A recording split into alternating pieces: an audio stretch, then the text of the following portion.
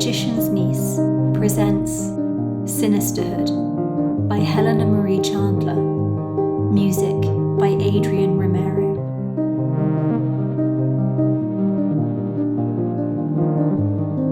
Chapter 24. The Dodo.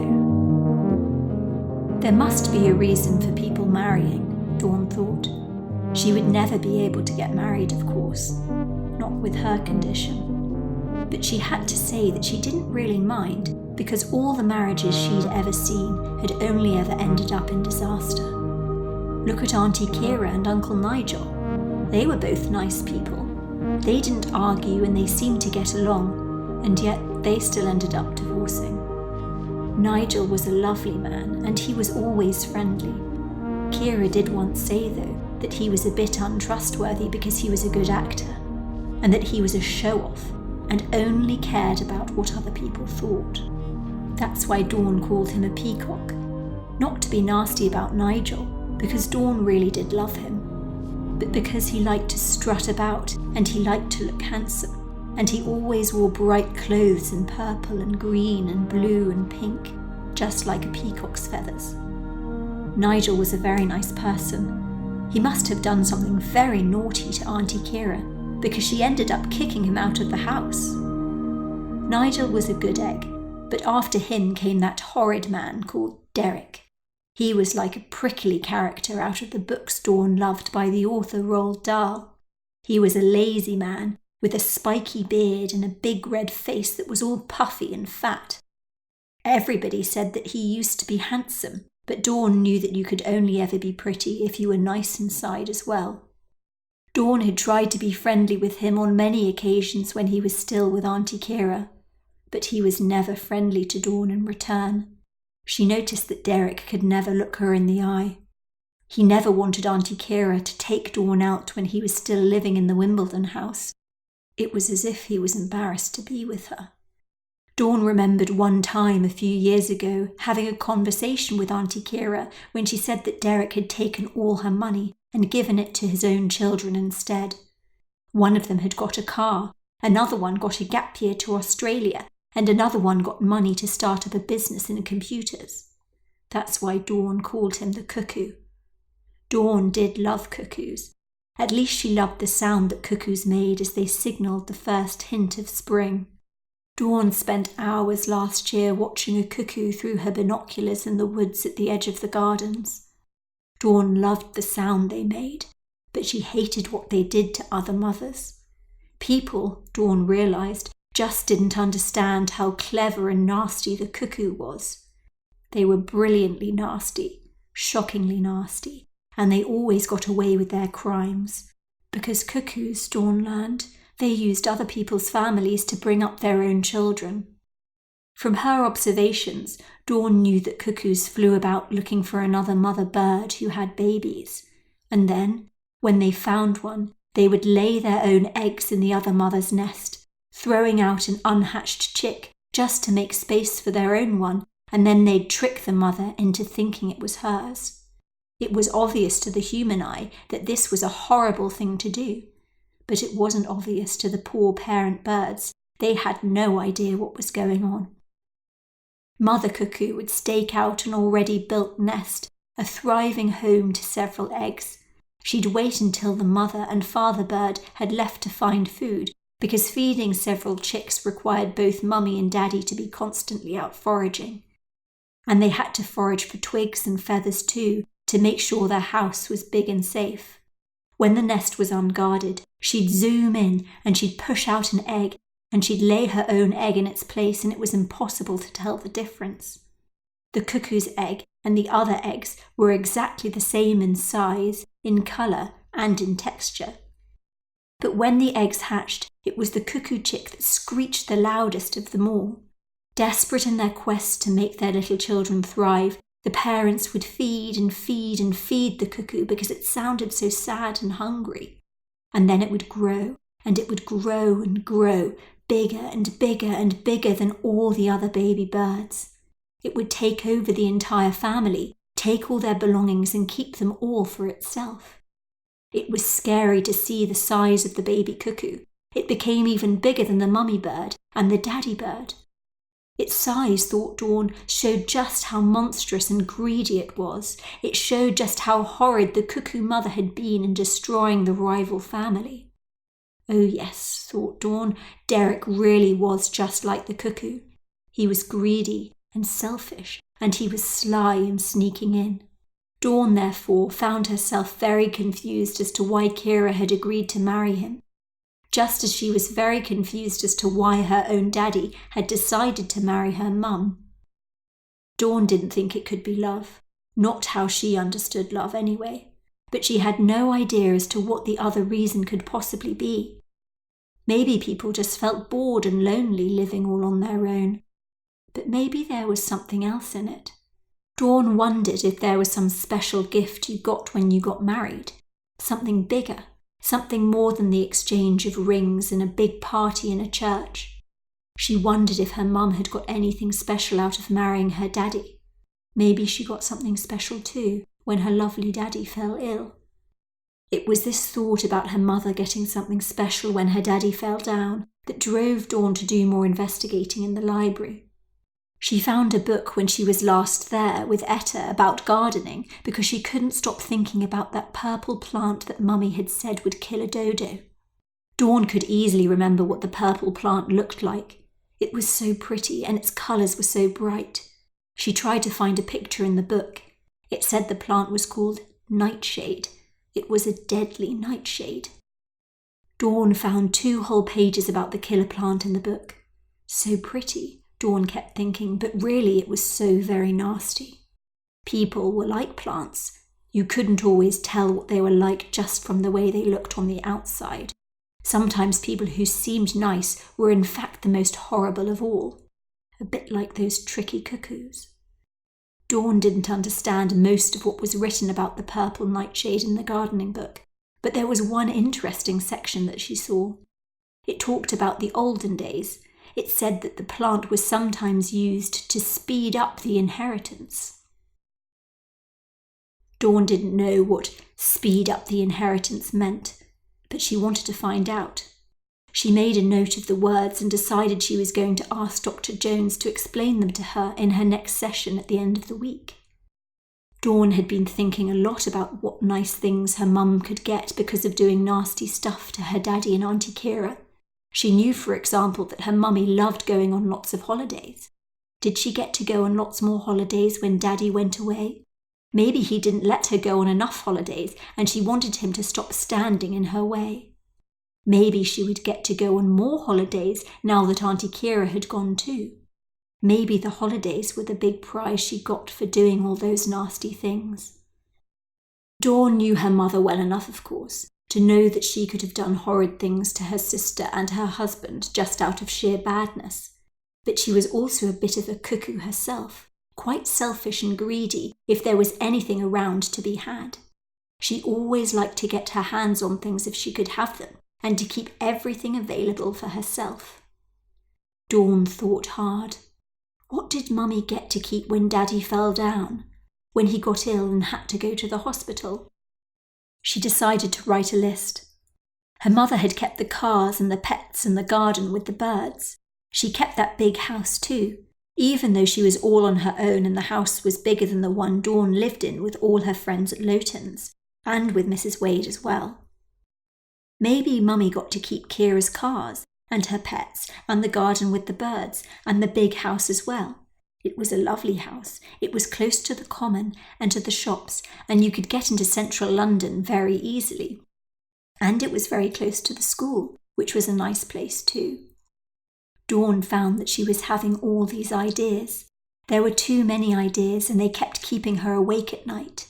She knew Etta would just keep telling her off for thinking about all these things, about the problems in her family. Etta kept saying that the hassle wasn't worth the bother. She should know, of course, because her own family was so very weird. But Dawn needed to talk it through. She decided she would announce her thoughts, along with her question about inheritance, to Dr. Jones during her next session. The only problem was that Dr. Jones had been saying nice things about her mother, things she'd never said before. Dawn was afraid they were friends now, and that they were speaking to each other about her on the phone. she decided she would just have to try not to mention her horrible mother by name.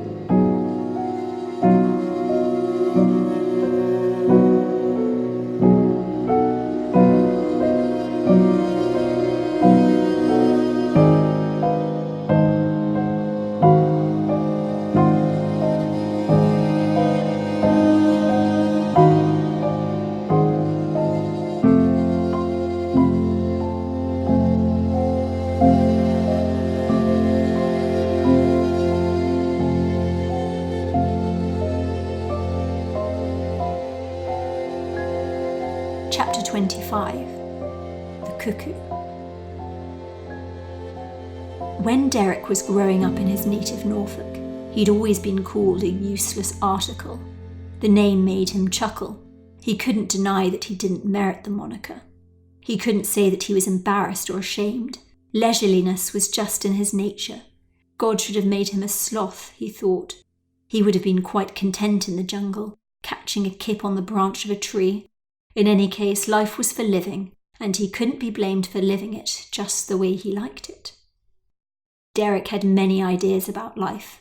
It wasn't surprising. He had much time to reflect upon it as he laid for many hours in his bed or on the sofa or in the garden on his deck chair. He flattered himself that he saw through this silly system that everyone else seemed to subject themselves to, the hamster wheel on which they all condemned themselves to run. Who the hell were they trying to impress, he always thought. He was quite impressed with himself. Yes, the unemployed life was much the better one, and more fool he who insisted on sweating and bleeding on someone else's behalf. The secret to life, as Derrick understood it, was finding a rich partner and hunkering down. He didn't feel slighted, therefore, when the family farm was handed to his brother, the second oldest son. The prospect of 5 decades physical work with only a buxom farmer's wife for company was quite off-putting. He'd rather a wealthy, elegant London divorcee and a life of lazy lunches, lounging in strolls along the Thames. Derrick didn't consider himself an empty vessel. He had his fair share of gifts. Conversation, companionship, he was a bringer of happiness, a coaxer of fun. In any case, his contribution to life was much more ethereal, metaphysical, one might say, because he was a proselytizer, a prophet, a spreader of the good news of what one's life could actually be. Everyone, he thought, should just follow his example and simply calm down. After all, what was the point of burdening oneself with work and responsibilities when there was fun to be had and ample resources to fund it? Derrick even had scientific backing to support his ideas. He'd earned a good grade in O-level physics and flattered himself that the knowledge he'd acquired had provided him with an excellent understanding of the true workings of the world. All good physicists knew, for example, of the first law of thermodynamics, the law of the conservation of energy.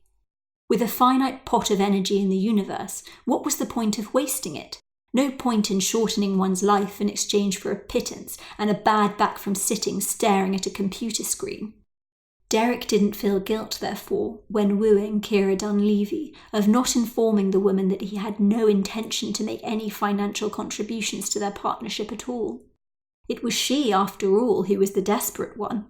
Desperate, apparently, to have a man on her arm and a ring on her finger. Of course, Derrick had purposely positioned himself in the sights of this lonely schoolteacher, approaching the end of her eligible days. And indeed, he knew well her type and how to present himself.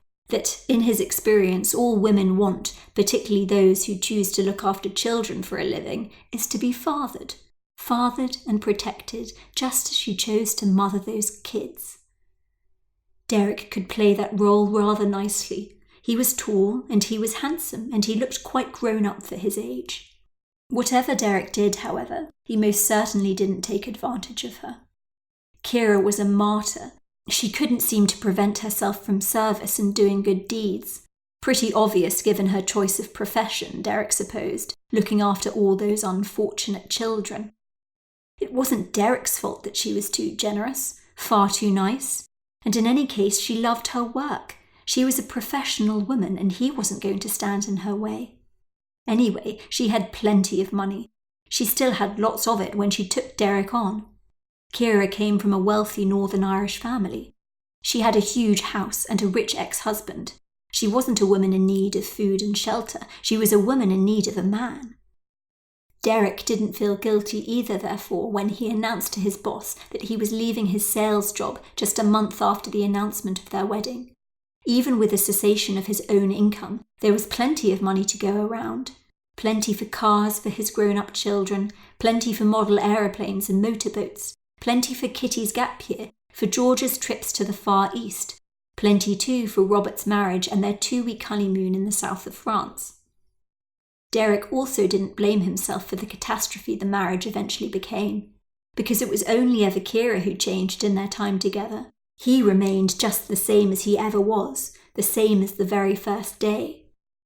By the final year of their marriage, Keira had learned, she said, to finally stand up for herself. She began driving Derrick to distraction with irritating phrases like, "This mouse has learnt to bite back," and "I just can't afford your nonsense anymore." But she could afford it, and he would often tell her so. If she loved him as much as he loved her, she'd just sell that whopper of a house. It was excessive for the two of them, far too big, too expensive to run. It was obvious that money wasn't the real issue in their partnership. She just didn't love him anymore. All in all, though, Derrick didn't feel too embittered by the divorce. He'd got a good number of years of bed and board out of Keira before the degree nicey finally came through. And, well, that £67,000 payoff he'd been granted hadn't gone too unwelcomed. He'd never known that men could also be the offended party, and awarded justly with fantastically large rewards. He knew that one occasion when he put up a set of bookshelves would serve him well in the end, as well as the time she'd punched him in the face and wouldn't stop calling him a monster. Derrick considered those years with Keira a growth experience, a useful essay before taking on another, this time more docile wife. As docile as Keira had been when he met her in the very beginning. This time, however, he resolved to choose a widow, a woman without children, a woman who didn't work, and a woman whose dear departed husband had thoroughly feathered the nest. But he never did find that widow. It was therefore that he felt a glint of glee when a Wimbledon acquaintance announced Keira's demise to him at a summer barbecue. Derrick, of course, wasn't shocked by the news that the woman had taken her own life. He'd found her quite unstable, quite miserable and loathsome in the end. No, what drew Derrick's attention to the affair was that big Victorian house that he and Keira had once lived in together. Who was to inherit the 5-bedroom pile? It was first thing the next morning, therefore, that Derrick phoned up the solicitor, determined to state just what, after so many years' investment, were his rights in relation to the home.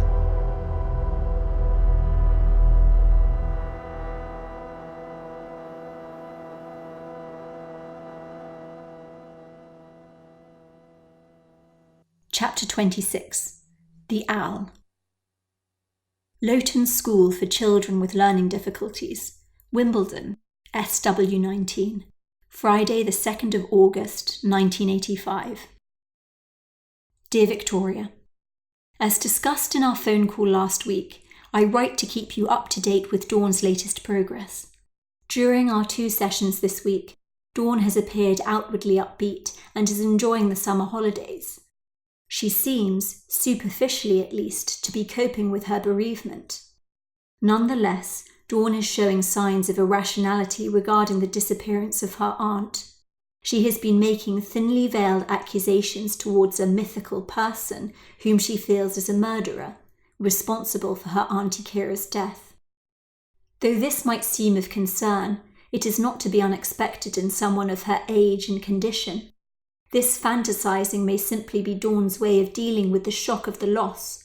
Perhaps this unnamed individual is a personification of the injustice Dawn feels.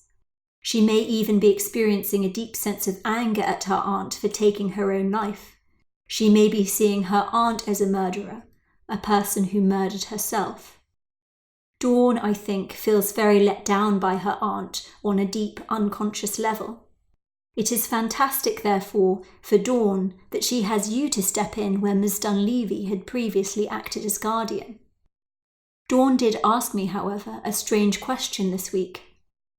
What a person gets when another person dies.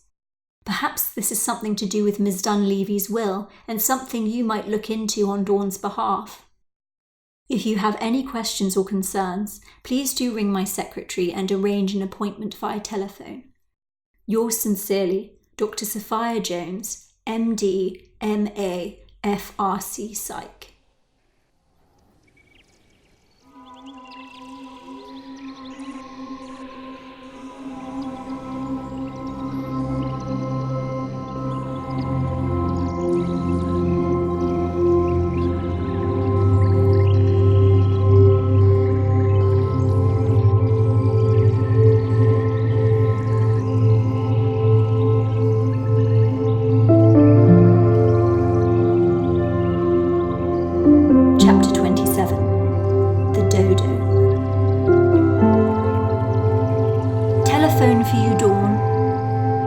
Wade's crinkly voice came warbling up the staircase.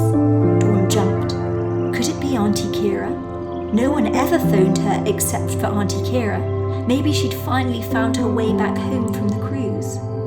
Dawn bounded down the staircase. She rushed towards Mrs. Wade with a smile on her face, and then she grabbed the phone right from her hands. "It's Dawn," she beamed, breathlessly, hoping she'd hear that lovely, warm and familiar voice in return. But she didn't. She heard a horrible voice, a sticky and sly voice, her mother's voice. "Hello, my lovely Dawn." They were nice words, but they had a hollow ring. Dawn didn't reply. She was confused. Why is this silly woman phoning me up, she thought. She's never bothered to phone me up before. Now, Dr. Jones tells me you're interested in finding out what you'll get from Auntie Keira. Dawn was flustered by the directness of her mother's statement. What does she mean, get from Auntie Keira? Dawn began to wonder. "I don't want anything from Auntie Keira," she said. "I just want Auntie Keira back." "I mean, Dawn, what you'll be getting in her will." "What's a will?" "It's when you're told what you're going to get when somebody dies." "But Auntie Keira's not dead. She's coming back. She's just lost." "Oh, Dawn, she's not coming back." "How do you know that? You weren't on the cruise. Why did you send her on a cruise? She hates cruises. None of this would have ever happened if you hadn't sent her on the cruise." Dawn breathed deeply for a moment. She almost felt sick with how angry she was. She could hear her mother's breath getting quicker. It sounded like she was going to shout. But then she coughed, and she breathed, and she changed her tone to something sweeter. There, little Dawn. Don't get upset, and you don't need to be angry with Auntie Keira because it wasn't really her fault." Dawn was getting more and more confused, but she found an inner strength. "I'm not angry with Auntie Keira, Mummy. I'm angry with you." "Now, Dawn, and I never asked anyone what I was getting if Keira didn't come back. Why would I want any presents if she died?"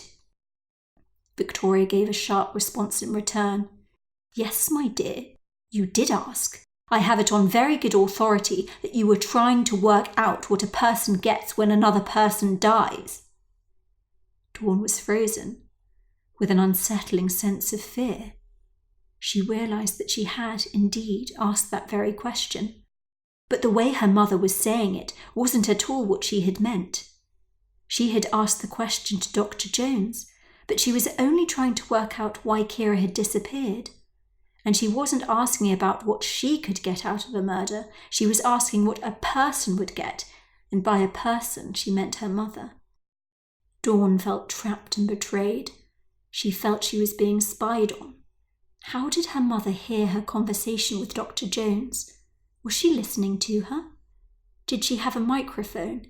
Surely she couldn't be listening when she was all the way over in Northern Ireland. "Hello? Dawn? Can you hear me?" "Are you talking to Dr. Jones?" Dawn replied. "So what if I am? I'm paying for all of this. I've got a right to ask." Auntie Keira was always in charge of talking to Dr. Jones. You never know, she might come back and then she'll be really angry. Dawn heard her mother breathe deeply again. She gave a long and heavy sigh. But it wasn't a sympathetic sigh. It was an angry sigh, a sigh of frustration. Look, Dawn, you might find this hard to understand, but I can tell you now that your aunt is never coming back. How can you be so sure? They never found her body. I am sure, Dawn. I am absolutely sure. Sure because you did it? Dawn couldn't believe how brave she was starting to become. She hadn't meant to say those things. The words had slipped right out of her mouth. I want you to know, my dear, that if you talk about me to Dr. Jones ever again, I will be very, very cross, and I'm sure, little Dawn, you'll certainly come to regret it.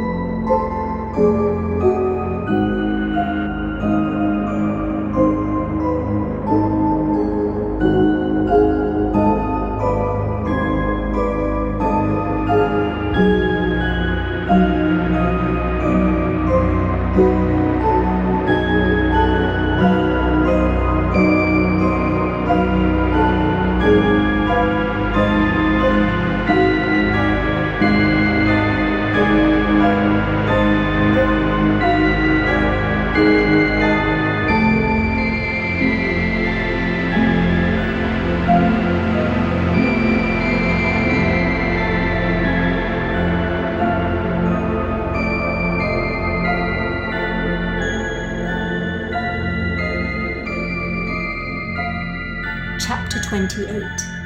The J. Etta had been listening in on the conversation. She had told Dawn to just lay off her mummy once and for all. No good ever comes from stirring up the family cauldron, she said, because if you've got a family of witches, everything just goes terribly wrong. The poison just gets stronger and stronger over the years, and then horrid things begin to happen. Etta decided to take Dawn up to her bedroom. She sat Dawn down on her window seat, the one where the once brown cushions had turned green, coloured by the fingertips of the bright, bright sunshine. I don't know if you remember, Dawn, but you told me once about what happens when your mummy gets angry. Remember that time when you went home for a week? You must have been 6 or 7. When I was in the bath and Angela was looking after me. Etta couldn't remember the name of the lady, but she did remember that the story involved Dawn having a bath, and that there was a lady helping Dawn have a bath, and she was helping Victoria too, because Victoria was putting on one of her silly coffee mornings. Remember, Dawn, you said there was a huge row over the cakes. She hadn't made the right cakes or something silly like that, and then your mum started throwing things, and the lady had to lock you both inside the bathroom so you wouldn't get hurt. Dawn said she did remember it. She admitted that she was afraid of her mother and of all the things she might do. She began to worry, she told Etta, that it was now a bit too late. She said she was angry with herself, angry for having prodded the tiger. Nothing good ever happened when her mother got angry, she knew that. I never go home to my grandparents' house, said Etta, even though it's like a magic castle. Everyone is so upset about what happened in the past, what my daddy did because he was naughty and he let the family down. I don't even remember my mother, and she's not allowed to see me anyway. You've got your granny though, said Dawn, and she's nice. Well, I'm nice, Hen, and you've got me.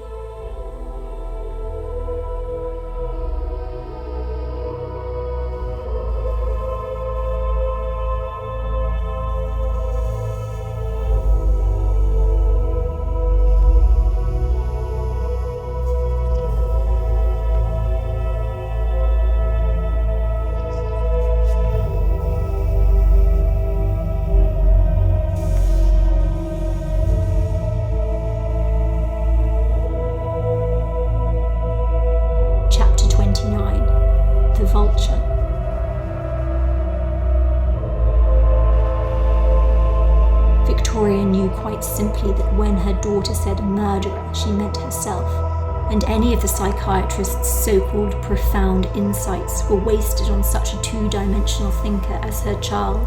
Dawn was angry with her auntie for letting her down. The murderer was a personification of all the injustices that she felt. Please, thought Victoria, what utter nonsense, mumbo-jumbo. No wonder the feeds were so expensive at that ruddy financial sinkhole of a school. In Victoria's ample life experience, experts were merely people who'd come to mine a useless niche, and the more complicated and elaborate the ruminations that they proffered, the more the average cretin was expected to pay. Victoria knew too that when her daughter asked Dr. Jones what a person gets, she meant quite clearly, what will Victoria get? This was very much a case of nature rather than nurture. They had spent so many years apart, and yet it was clear that little Dawn had inherited her mother's sixth sense, that knack of just knowing what was going on behind other people's eyes. The girl might have had Down syndrome, but my God, Dawn wasn't as stupid as she'd have everybody around her believe. Victoria laughed inwardly, a vile and rattling laugh. All that time she'd spent conceiving of the ultimate plan, and the only person not to be fooled by its perfection was her own disabled daughter, a girl with what they called a very low IQ. Ha! The irony of it all. She'd been so very flustered by Beth and her silly remarks. She'd been flustered too by Daphne Featherstone and her neighbours' prying eyes. But the only one she'd had to worry about was her own silly daughter. It seemed that, in her grown-up years, the girl wasn't such a dodo anymore. But she might just have to go the way of the long-dead dodo. Victoria decided that it was necessary that her efforts be redoubled. She began to practice her obsequious tones in front of the mirror. She brainstormed the manner in which she could ensure that Dr. Jones would be flattered and utterly used. It's women like you paving the way for future generations of girls. I'm so glad I have such a trusted professional to support me and my daughter at this challenging time. You have great insight into the workings of the female adolescent mind. Women, like you, are so much more in tune with life's troubles, many of them inflicted by men. I really feel, Dr. Jones, that I can truly trust you. If Dr. Jones ever pried too much as to why Victoria had never visited her daughter in the past, she had her response well prepared. It was so hard to gift my daughter to Keira, but my sister had so deeply wanted a child. They were each so very good for one another, you see. She was a trained professional. It was hard for me, but I had to be selfless, and I didn't want to stand in their way. If only you knew, Dr. Jones, how difficult it was for me to send my only child away so young. Victoria practiced this speech several times over. She was ready for any unexpected communication, any awkward questions or turn of conversation. It seemed to Victoria that Dawn, however, was not to be swayed by flattery. It appeared that the simple mind was much, much harder to dupe. Indeed, it seemed a more direct and material approach was necessary. Presents, she thought, she'd send them in the post. Ones to fob off that prying friend Etta Deauville too. Nice pink scarves, matching for the pair of them. Little earrings and trinkets, tickets for them and all the girls in the house, Mrs. Wade included, to a matinee of their favourite West End show. Top priority for Victoria, however, was to make and post a homemade